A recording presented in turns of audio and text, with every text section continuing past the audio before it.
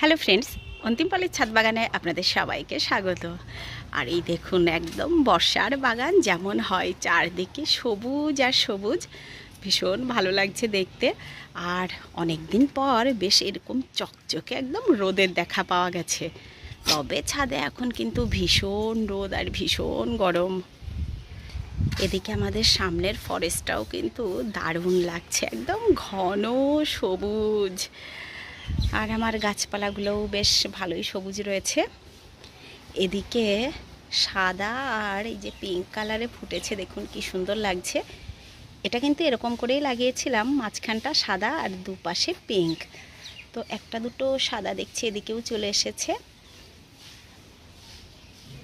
আর আজকে তো থাম্বনেল দেখে আপনারা বুঝতেই পেরেছেন, রয়েছে বীজ বপন। আর এই সময় কিন্তু বীজ বপনের খুবই ভালো সময়, কারণ এই যে অম্বুবাচী, যে কয়েকদিন অম্বুবাচী মানেই কিন্তু বৃষ্টি হবেই। আর অম্বুবাচীর পরে মাটি এতটাই ভেজা থাকে, তখন কিন্তু সবজি, এই যে যাই আমরা ফসল বপন করব, সেটা কিন্তু খুব ভালো হবে। মাটিটা খুব ভালো করে তৈরি হয়ে যায় ফসল ফলানোর জন্যে। তো আজকে আমি অনেক রকমের ফসলের কথাই আপনাদের বলবো। তো চলুন দেখে নিই কী কী আপনারা এই সময়ে বীজ বপন করতে পারেন। প্রথমেই আসবো বেগুন গাছ। বেগুন গাছ হচ্ছে একটা দীর্ঘমেয়াদী ফসল। অনেক সময় তো বেগুন গাছ 1 বছর ধরেও আমাদের বেগুন দেয়, সেটা আমার বাগানেও এর আগের বারেই দিয়েছিল। আর 6 মাস তো একদম নিশ্চিন্তে আপনারা থাকতে পারবেন যে 6 মাস তো দেবেই। আর আমি তো বসিয়ে দিয়েছি, দেখতেই পাচ্ছেন আমার গাছগুলো একটু বড়ও হয়ে গেছে। বাড়িরই বীজ দিয়ে চারা বানিয়ে সেই চারাই আমি এই যেখানে বপন করেছি। এটা শীতেরই বেগুন। আর বসিয়ে দিতে পারেন কুমড়ো। আমার কুমড়ো গাছগুলো তো অনেক দিন ধরেই হচ্ছে, আর এখনও যদি কেউ বসাতে চান তাহলেও কিন্তু খুব ভালো কুমড়ো গাছ হতে পারে। এই দেখুন, এখানে যেমন আমার টবের মধ্যে এই যে এখনও কুমড়ো গাছ হচ্ছে, এখানে পাশে একটা ছোট্ট চারাও রয়েছে। আর এই যে সকালবেলায় যা রোদ উঠেছে, রোদে পাতাগুলো একটু নুইয়ে পড়েছে। তারপরে বসিয়ে দিন ডাঁটা। যারা ডাঁটা খেতে ভীষণ ভালোবাসেন আমার মতো, তারা কিন্তু এখনও খুব আরামসে একদম ডাঁটা বসিয়ে দিতে পারেন। আমি তো ডাঁটা অনেক দিন থেকে বসাচ্ছি, একটা করে বেড শেষ হচ্ছে আর একটা করে বেড হচ্ছে। ডাঁটা মোটামুটি সব সময়ই কিছুটা আমার বাগানে থাকছে। তো এই ডাঁটাগুলো শেষ হতে না হতে আবার কিন্তু আমার ডাঁটা এই যে গজিয়েও গেছে মনে হয়। চলুন দেখি। হ্যাঁ, এই দেখুন, এখানে এই যে সেদিন আপনাদের দেখালাম ডাঁটা বুনেছিলাম আমার বাগানেরই বীজ। তো দেখুন কি সুন্দর করে কিন্তু ডাঁটাগুলো সব গজিয়ে গেছে।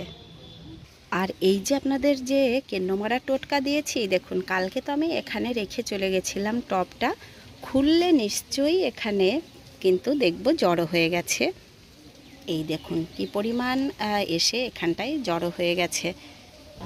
তো কেন্নমারার আমি তো দিয়েছিলাম লাল হিটের, আপনাদের যেটা লাল হিট দিয়ে এই যে এগুলো এখন দিলেই মরে যাচ্ছে।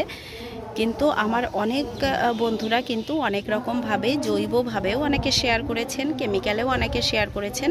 তো আপনারা ওইগুলোও অবশ্যই ট্রাই করতে পারেন। তো আবার আমরা ফিরে আসি, এই যে কী বীজ বপন করতে পারি। এইদিকে এই দেখুন লঙ্কার চারাগুলো যে আমি দিয়েছিলাম, লঙ্কার চারাগুলো কিন্তু বেশ ভালো সুস্থ হয়েই বাড়ছে। একটু কুকড়ে গেলেও এই যে মনে হচ্ছে যেন এবার ছেড়ে যাচ্ছে। আর যত বৃষ্টি হবে তত কিন্তু লঙ্কার চারা ছেড়ে গিয়ে ভালোই হবে। এই দেখুন এটার কোকড়া কিন্তু একদমই ছেড়ে গেছে। আর ওই দিকে দেখতে পাচ্ছি 2-1টা বেগুনের চারা এখানেও হচ্ছে। এই যে এখানে একটা রয়েছে, এখানে একটা রয়েছে। আর দিয়ে দিতে পারেন এই যে ভেন্ডি। ভেন্ডি তো আমি এইগুলো আবার এই যে নতুন করে বসিয়েছি। আর পুরনো গাছগুলোতে তো ভেন্ডি এই যে শুরু হয়ে গেছে। খুব শিগগিরই এখান থেকে ভেন্ডি হারভেস্ট করতে পারবো। এই দেখুন প্রচুর পরিমাণে ভেন্ডি কিন্তু এবার ধরতে শুরু করেছে। আর এই গাছগুলোতে শুধু এই যে একটা ডালই নয়, এর তো একটা গাছের ডাল হয়েছে প্রচুর পরিমাণে চারদিকে। আর প্রত্যেকটা ডালে ডালেই কিন্তু ফুল এসে গেছে। তো আশা করছি এই যে এখানে একটা গাছের গোড়া দেখাই শুধু, এখানে রয়েছে কিন্তু মাত্র 2-3টে গাছ, তাতেই চেহারা দেখুন। আর গাছের গুঁড়ি হয়েছে কত বড়, মানে এই রকম একটা গাছেই যদি ভেন্ডি ধরে তাহলেই কিন্তু প্রচুর ভেন্ডি একটা গাছ থেকেই পাবো।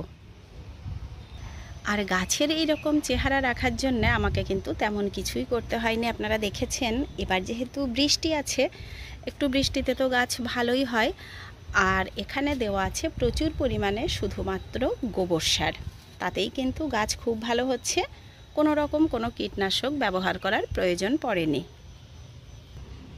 আর দিয়ে দিতে পারেন ঝিঙে। এই যে ঝিঙেগুলো দেখুন আবার নতুন করে পড়ছে। আর ঝিঙে গাছ যদি খুব ভালো হয়, গ্রোথ যদি ঠিকঠাক থাকে, তাহলে 1 মাসের মধ্যেই কিন্তু ঝিঙে পাওয়া যায়। আমি একবার পেয়েছিলাম মাত্র 24 দিনের মাথায় ঝিঙে। তো তাহলেই ভাবুন, বসানোর 1 মাসের মধ্যেই কিন্তু আপনারা ঝিঙে পেতে পারেন। আর নর্মালি ওই 1 মাস 10-15 দিন থেকেই কিন্তু ঝিঙে পাওয়া যায়। তো আপনারা ঝিঙে এখন খুব নিশ্চিন্তেই বসাতে পারেন, কারণ এখন আমাদের হাতে সময় কিন্তু রয়েছে বেশ অনেকটাই। আর এদিকে আমার ভেন্ডি গাছগুলো কিন্তু একদম দেখার মতো হয়েছে। এই যে বেডে যেগুলো রয়েছে এগুলোও ভীষণ ভালো হয়েছে। একটা সময় তো আমি ভেবেছিলাম মনে হয় পাবো না, কিন্তু আমার দিদিভাইরা বলেছিলে প্রচুর ভেন্ডি পাওয়া যাবে। তো সত্যি সত্যি প্রচুর ভেন্ডি কিন্তু এখানে মনে হচ্ছে যেন পাওয়া যাবে। আর এদিকে আমার কুমড়োর ভারে কিন্তু এই যে ডালটা নেমে নেমে দেখুন কোথায় চলে আসছে, মানে কুমড়োটা বেশ বড়ই হবে বোঝা যাচ্ছে, অনেকটাই নেমে এসেছে। আর এই যে কাকড়ি গাছটা দেখে মনে পড়লো, এই যে এই গাছটা থেকে যে কাকড়িটা আমি তুলে নিয়েছিলাম পাকা, কি যে অপূর্ব হয়েছিল পাকাতে। আর ওটা কেটে আমি খেতে দিয়েছিলাম আমারই পাড়ার বন্ধুদের। প্রথমে তো সেরকমভাবে কেউ বুঝতেই পারেনি, সবাই বাঙেই ভেবেছিল, কিন্তু দুজন বুঝতে পেরেছে, বলল মোরাম, বললাম বাঙে নয়, তখন ওরা বুঝতে পেরেছে ওটা কিন্তু কাকড়ি। খেতে কিন্তু একদম ছিল কাকড়িটা বাঙের মতো। তাহলে কাকড়িটা অনেক রকমভাবেই খাওয়া যেতে পারে, পাকা কাঁচা রান্না করে সব রকমই খাওয়া যেতে পারে।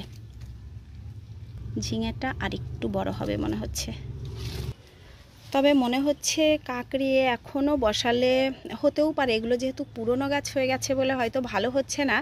আমি একবার বসিয়ে ট্রাই করে দেখব, এখানেই আবার বসিয়ে দেব কাকড়ি। আমার এক বন্ধু এই যে সেদিন জিজ্ঞাসা করছিল এখন কাকড়ি হবে কি না, কিন্তু এখন আমি শিওর নই হবে কি না। আর এই সময় অবশ্যই বসিয়ে দিতে পারেন আপনারা লাউ গাছ। এই যে আমার কিন্তু লাউ 2-1টা করে ধরছে, তবে কত দূর কি থাকবে জানি না। লাউ গাছ কিন্তু এই সময়ে বসিয়ে দেওয়া যেতে পারে। এই যে আমি বসিয়েছি, এদিকে কিন্তু চারা উঠেও গেছে। বসাতে পারেন চিচিঙ্গা গাছ। চিচিঙ্গা তো আমার এই গাছটা একটা তো এই যে মরেই গেছে এখানে, আর একটা বেঁচে আছে, কিন্তু চিচিঙ্গা এখানে খুব ভালো তো পেলামই না, 1-2টোই পেয়েছি। আর এই যে জালি কিন্তু প্রচুর পড়ছে। আর বসিয়ে দিতে পারেন পোড়ল গাছ। এই যে এখানে আমি একটা পোড়ল বসিয়েছি, কিন্তু এখন পর্যন্ত পোড়ল পাইনি, তবে গাছটা ভালো হচ্ছে, মনে হচ্ছে যেন এখানে পোড়ল পাওয়া যাবে। আর বসিয়ে দিতে পারেন করলা। এই যে যে গাছটা হয়েছে আমার, এটা কিন্তু করলা, ওই দেখুন ধরতেও শুরু করেছে, এই যে 2-1টা করে পাওয়াও শুরু হয়েছে। করলা কিন্তু এখন হবে, উচ্ছে তো হবেই। আর একটা দারুণ জিনিসই তো এদিকে মিস করে গেছি, আর সেটা হলো বরবটি। বরবটি কিন্তু এই সময়ে খুব ভালো হয়, মানে যেটা সাদা এই যে লাফা, সেটা কিন্তু এই সময়ে খুব ভালো হয়। এই গাছটাতে তো বরবটি আমি বেশ কিছুটা করে পাচ্ছি মাঝে মাঝেই। তো বরবটি এখন বসিয়ে দিন, খুব সহজেই হয়ে যাবে আর খুব তাড়াতাড়িও হয়। আমি এদিকে বরবটি ভেবে এই যে কিছুটা বিনসও বসিয়েছি, আর বিনসের গাছগুলো কিন্তু বেশ ভালোই বাড়ছে। তো বিনস এগুলো থেকে পাবো নাকি বলতে পারছি না, দেখা যাক কি হয়। আর আপনারা শিমও কিন্তু এই সময়ে বসিয়ে দিতে পারেন। এখন এই যে আমার এই গাছটা তো বেশ কিছুদিন আগেই হয়েছে, দেখুন অনেকটা বেড়েও গেছে গাছটা। আর ফুলও আসছে টুকিটাকি। সিম কীরকম কি পাবো দেখা যাক। তবে এখন বসালে গাছটা যতদিনে রেডি হবে আর সিম দেবে ততদিনে কিন্তু ভালোই হবে মনে হচ্ছে, কারণ শীত ঢোকার মুখে মুখেই তাহলে আপনারা সিম পেতে শুরু করবেন। আর শাক তো অনেক কিছুই বসাতে পারেন, যেমন এই যে কলমি শাক খুব ভালো হবে, এই যে বৃষ্টিতে কলমি শাক খুবই ভালো হয়। তারপরে এদিকে হেলেঞ্চা শাক বসিয়ে দিতে পারেন। এই দেখুন আমার হেলেঞ্চাগুলো কি সুন্দর হচ্ছে, এই যে কদিন আগেই তুলে নিয়েছিলাম, আবার কিন্তু বেশ খানিকটা হয়ে গেছে খাবার মতো।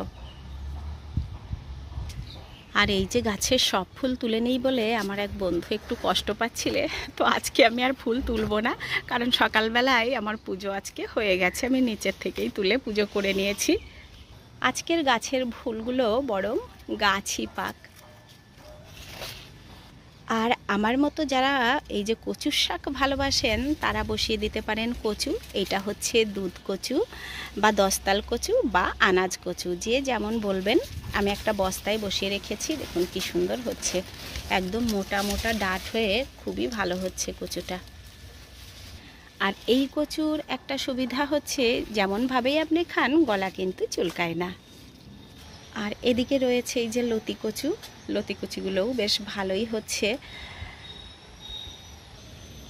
আর এই যে এদিকে লাল বরবটিটা দেখতে পাচ্ছেন, এই লাল বরবটিটা তো আমি অনেক দিন আগে বসিয়েছি, মাঝখানে গাছটা কেমন হয়ে গেছিল, আবার দেখুন চারদিকে ডালপালা ছেড়ে মনে হচ্ছে বরবটি দেবে। তবে এই গাছটা একটু শীতের দিকে গিয়েই কিন্তু বরবটিটা ভালো দেয়, মনে হচ্ছে যেন এবার থেকে বেশ কিছুটা বরবটি পাওয়া যাবে, কারণ গাছটা বেশ মোটা হয়ে গেছে ভেতরে। এই দেখুন গাছটা বেশ মোটা হয়ে গেছে। আর এই যে 12 ইঞ্চির গ্রো ব্যাগ এরকম একটা বরবটি গাছের জন্য কিন্তু যথেষ্ট, কারণ আমের বীজ যেটা এনেছিলাম সেটাও বেশ অনেক বড় বেয়ে বেড়াচ্ছিল, সেটা ছিল মাত্র 10 ইঞ্চি টবে, সেখানে 12 ইঞ্চি গ্রো ব্যাগ তো অনেকটাই বড়। আর এদিকে আমাদাগুলো হচ্ছে একদম দেখার মতো, কি সুন্দর সবুজ, একদম এর দিকে তাকালেই কিন্তু মনটা ভালো হয়ে যাচ্ছে, ভীষণ সুন্দর হয়েছে। গত বছরের থেকে আমাদের গাছগুলো এবার অনেকটাই হৃষ্টপুষ্ট, তার মানে আদাটাও নিশ্চয়ই অনেকটাই ভালো পাওয়া যাবে।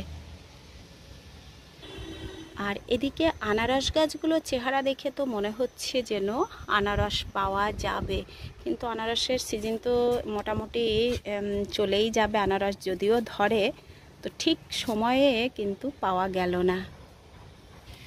তো আরও অনেক কিছুই কিন্তু বসানো যেতে পারার, এখন মাঝে মাঝেই বীজ বপনের ভিডিওই থাকবে, কারণ এখন প্রচুর পরিমাণে বীজ বপন চারা রোপণ হবে গাছ বাগানে, তো আপনারাও সাথে থাকবেন। আর এদিকে এই ভুট্টাটা মনে হচ্ছে কিছু পাখিতে খাওয়ার চেষ্টা করেছে, এই দেখুন এখানে কেমন একদম কাটা কাটা হয়ে রয়েছে, এমনিতে তো এরকম হওয়া উচিত না। তো ছাদে তো আজকে ভীষণ রোদ, আর থাকাও যাবে না। এতক্ষণ যারা দেখলেন তাদেরকে অসংখ্য ধন্যবাদ, ভালো লাগলে লাইক কমেন্ট শেয়ার করবেন। আর যারা আজকে আমার একদম নতুন বন্ধুরা আছেন তাদের যদি ভালো লাগে তাহলে চ্যানেলটিকে সাবস্ক্রাইব করে নেবেন। তো আপনারা সবাই খুব ভালো থাকবেন, দেখা হবে আবার নেক্সট ভিডিওতে। টাটা।